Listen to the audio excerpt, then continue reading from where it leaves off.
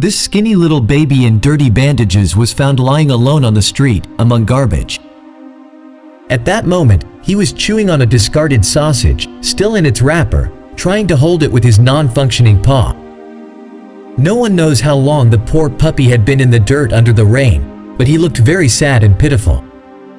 Upon closer inspection, it became clear that the puppy was, I don't even know how to put it, mistreated.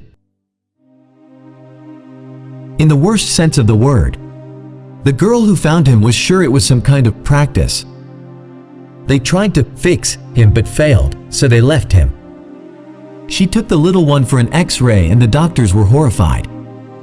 Where, who, and how tried to fix him?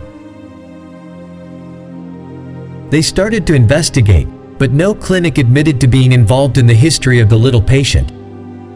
Then where was he treated? In a basement? Clearly, there was interference. In general, the puppy was just carrying his front paw as dead weight. The local veterinary care there is very poor. One could say that there's simply no veterinary care in Dagestan. My new acquaintance Anya temporarily sheltered the little one, but she didn't know how else to help him.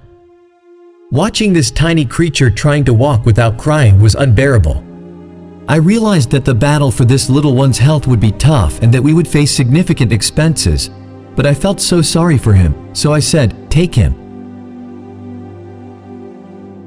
And just a couple of days later, our Olya was already meeting the little one at the airport, after which they went straight to the clinic.